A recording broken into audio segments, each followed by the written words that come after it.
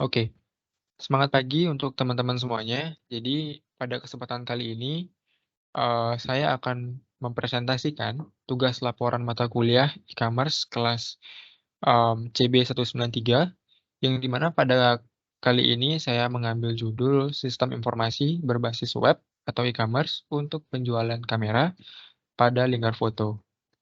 Jadi untuk sebelum saya mempresentasikan, izinkan saya untuk memperkenalkan diri. Nama saya Putu Eka Lingga Pranata dengan NIM 23341, program studi Sistem Informasi dan berkuliah di ITB Istiqom Bali. Oke, langsung saja. Jadi yang pertama itu kita mulai di bab 1 yaitu pendahuluan. Di 1.1 itu ada latar belakang. Latar belakang dibentuknya perancangan sistem informasi ini adalah diketahui bahwa perkembangan zaman itu akan melahirkan suatu perkembangan teknologi yang semakin pesat dan juga semakin bagus tentunya. Dengan hal itu akan semakin mempermudah kita dari berbagai sektor. Salah satunya adalah dari segi bisnis. Nah, pada kali ini itu bisnis yang saya ambil adalah bisnis penjualan kamera, yang di mana sebelumnya itu, banyak toko-toko kamera yang masih menggunakan cara konvensional, yaitu pembeli harus datang ke, toko fisik untuk bisa melakukan transaksi jual beli kamera. Dan dengan, mmm, laporan ini tentunya memiliki rancangan untuk membuat suatu e-commerce bagi toko kamera lingkar foto, agar nantinya bisa mempermudah untuk proses transaksi dan, jual beli kamera. Jadi e-commerce itu apa sih? E-commerce itu merupakan penyebaran atau proses penjualan dan juga, istilahnya jual beli yang memiliki sarana, melalui elektronik dan jaringan komputer. Tentunya penerapan e-commerce ini sangat bermanfaat bagi seluruh bisnis tentunya. Maka dari itu, atas dasar tersebut dan permasalahan tersebut, laporan ini hadir. Laporan ini ada untuk bisa membantu toko kamera lingkar foto mendapatkan, eee, proses transaksi yang mudah tanpa harus pembeli itu datang ke toko konvensional. Baik, jadi, e-commerce ini nanti jadi sistem ini nantinya akan dibuat untuk satu perusahaan atau suatu bisnis, yaitu lingkar foto itu sendiri. Lingkar foto ini merupakan sebuah, perusahaan atau bisnis yang menyediakan barang kamera ataupun alat-alat sejenisnya, kamera, alat-alat pendukung aksesoris seperti lensa, mikrofon, kemudian ada gimbal stabilizer, dan lain-lainnya, alat kebutuhan fotografi dan videografi, dan dengan sistem ini tentunya akan, memberikan mereka fleksibilitas dalam hal penjualan barang-barang tadi, gitu. Kemudian kita akan lanjut ke rumusan masalah. Rumusan masalah 1.2 rumusan masalah. Jadi website ini, akan membutuhkan jangkauan pelanggan yang luas serta peningkatan efisiensi operasional karena semua transaksi dilakukan secara elektronik. Hal ini tentu akan mengurangi biaya dan juga waktu dari kedua pihak, baik itu pembeli dan juga penjual. Kemudian dari latar belakang tadi, muncul rumusan masalah, yaitu bagaimana bagaimana cara merancang dan membangun aplikasi atau website e-commerce untuk penjualan kamera dan aksesoris lainnya. Kemudian untuk, lanjut di 1.3 ada maksud dan tujuan. Tentu maksud dan tujuan dari laporan ini adalah untuk bisa mengimplementasikan website penjualan kamera dan aksesoris guna mempermudah transaksi jual beli yang ada di toko lingkar foto. Kemudian untuk, selanjutnya itu ada 1.4 batasan masalah. ruang lingkup permasalahan yang dikaji, dan batasan-batasan masalah yang terkait dalam laporan dan juga implementasi nantinya itu adalah, yang pertama ada perencanaan website dibuat berdasarkan kendala yang terjadi pada toko lingkar foto, yang tadi ada perekapan perekapan jual beli, kemudian ada, mengefisiensikan waktu dan tenaga dalam hal proses transaksi. Kemudian yang kedua itu ada jenis dari e-commerce yang dibangun itu adalah bisnis to customer.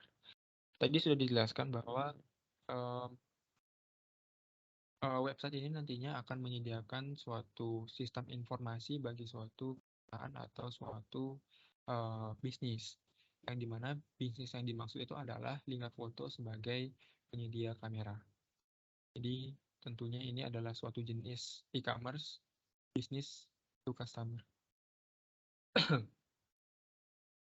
Kemudian yang ketiga, sistem ini dibangun mengelola data produk, data detail produk, data kategori, data merek, manajemen harga, gambar produk, produk terbaru, produk terlaris, data penjualan, data pengiriman, pembayaran, dan juga pengelolaan stok barang. Dan yang keempat, sistem ini terdiri dari 2 user, yaitu admin dan juga pelanggan. Yang kelima, website ini dibangun mencakup proses setting akun, history belanja, penjualan, ubah password, konfirmasi pembayaran, pengembalian barang atur, konfirmasi belanja, pengiriman, pembuatan laporan. Yang keenam, model analisis perangkat lunak yang digunakan dalam membangun sistem ini yaitu metode analisis terstruktur. Alat bantu yang digunakan yaitu flowchart, entity relation diagram atau ERD, dan data flow diagram atau DFD.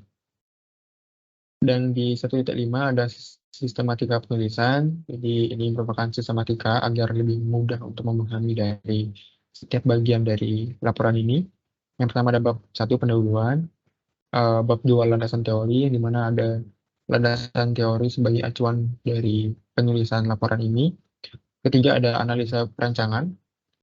Pada bagian ini terdapat perancangan sistem yang berbentuk diagram, baik itu flowchart, ERD, DFD, dan juga analisis kebutuhan pengguna dan sistem.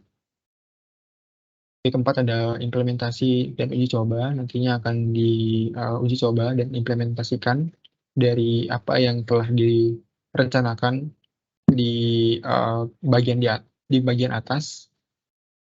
Nantinya akan dibuat websitenya, kemudian diinputkan di sini. Dan di bab 5 ini ada kesimpulan dataran. Oke, di bab kedua. Di sini ada landasan teori yang dimana ada penjelasan dari e-commerce, kamera, Visual Studio Code, Bootstrap, dan juga SAMPP dan juga Drawio. Yang dimana ini merupakan sebuah landasan teori yang digunakan nantinya untuk bisa mengimplementasikan website penjualan kamera di Lingkar Foto nanti. Oke, kita masuk ke analisa dan perencanaan. Yang pertama, 3.1 ada analisa kebutuhan pengguna. Oke, analisa kebutuhan pengguna itu ada 3 aktor. Yang pertama pelanggan, ada sistem, dan juga admin. Pada sisi pelanggan, itu memiliki kebutuhan, memiliki kebutuhan yaitu membuka website pada web browser, bisa melakukan pencarian website pada web browser. Kemudian yang kedua itu ada melakukan daftar atau ketiga itu ada melakukan, keempat itu ada mencari produk yang diinginkan. Yang kelima itu melakukan pemesanan. Yang keenam melakukan pembayaran. Yang ketujuh melakukan pembayaran. Yang kedelapan melakukan konfirmasi penerimaan, dan yang kesembilan memberikan ulasan dari produk yang telah dibeli. Dan kemudian dari sisi sistem menyimpan data diri pelanggan, menyimpan data produk, menyimpan data transaksi, menyimpan ulasan produk dari pelanggan.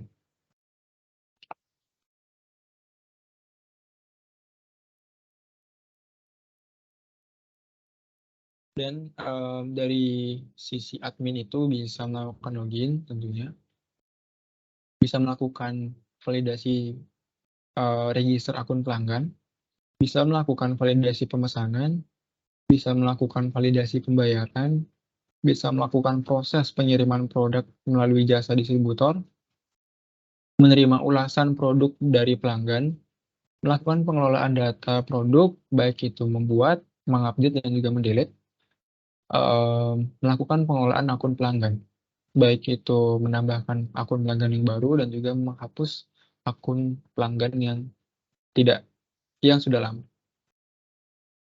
Dan di analisa kebutuhan perangkat lunak dan keras, di sini ada dibagi menjadi dua. Yang pertama perangkat keras, dibutuhkan satu unit PC, terdiri dari hard disk 1 GB, RAM 8 GB, VGA 1 GB, mouse dan keyboard, prosesor dual core. Kemudian yang kedua ini ada jaringan internet. Dan di bagian B ada perangkat lunak yang digunakan, sistem operasi Windows, aplikasi browser, Google Chrome, aplikasi Sampipi, aplikasi text editor, yaitu Visual Studio Code.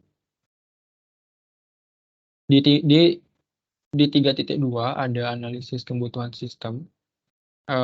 Pada bagian pelanggan itu bisa pada bagian pelanggan terdapat halaman login atau register, terdapat menu profile, terdapat menu produk, terdapat menu atau tombol keranjang, ada menu pembayaran, ada menu transaksi, dan juga menu ulasan produk.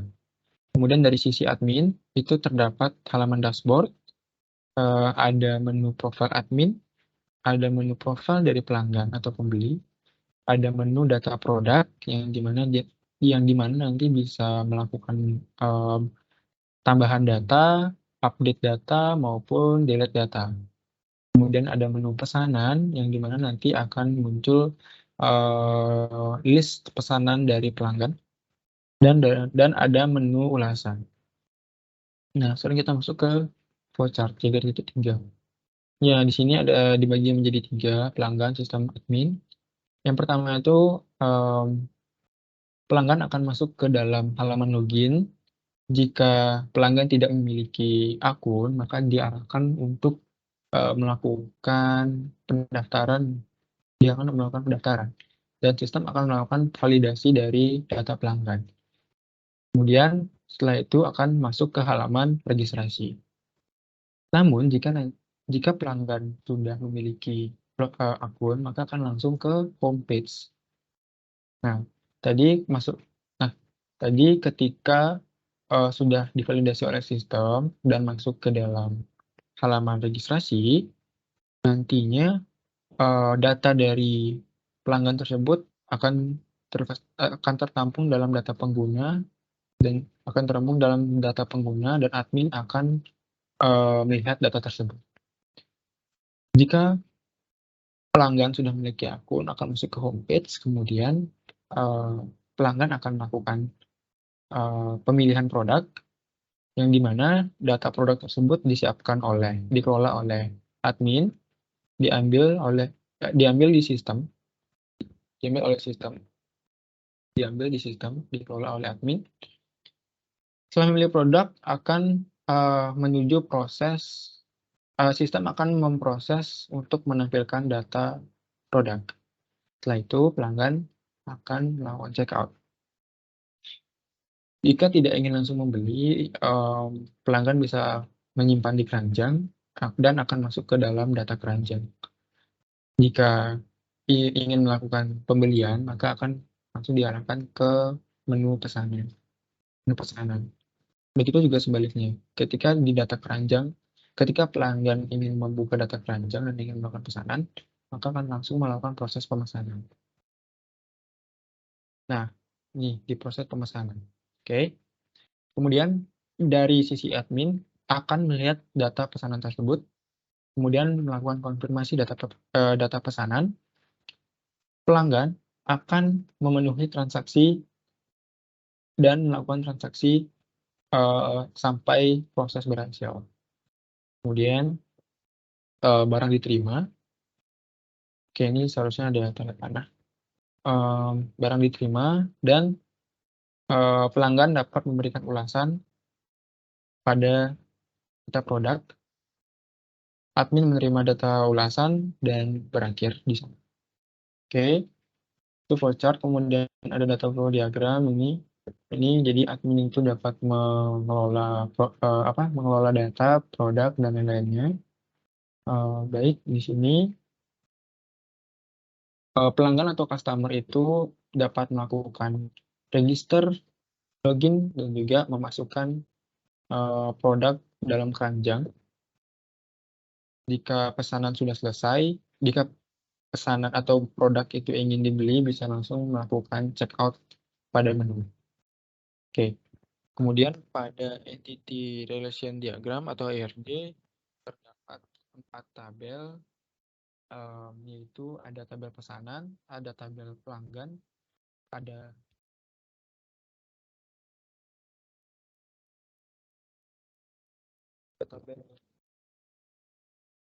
tabel pesanan, ada tabel pelanggan, keranjang, dan juga produk. Nah, yang dimana di tabel pesanan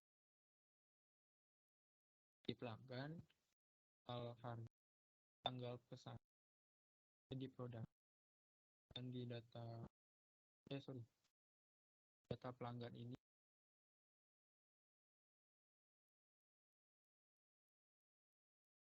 dan ID pelanggan. Di tabel keranjang terdapat ID keranjang.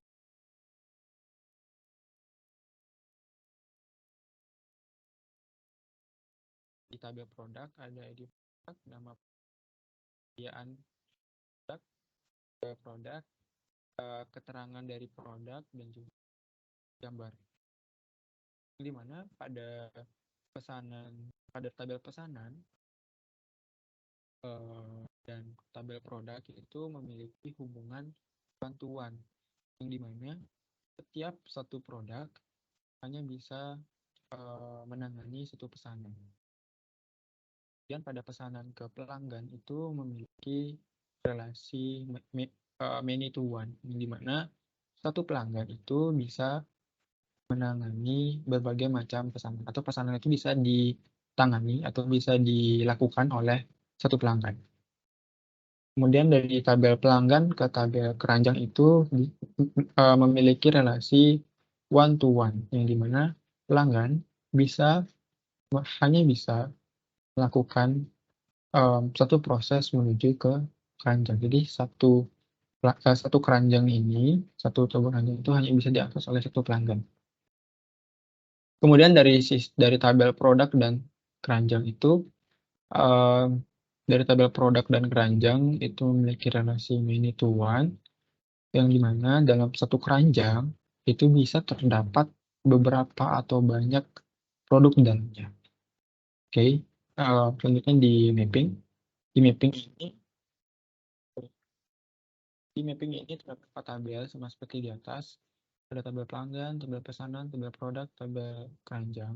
Di bagiannya juga sama seperti di atas. Dan di sini ID pelanggan itu memiliki relasi, ID pelanggan pada tabel pelanggan memiliki relasi di ID pelanggan pada tabel pesanan dan ID pelanggan pada tabel keranjang. Kemudian ID produk pada tabel produk itu memiliki relasi atau berelasi pada ID produk di tabel pesanan dan ID produk di tabel keranjang. Oke, sekian yang bisa saya sampaikan. Presentasi web e-commerce penjualan kamera ini. Jika ada salah kata, mohon maaf. Sekian dari saya. Terima kasih.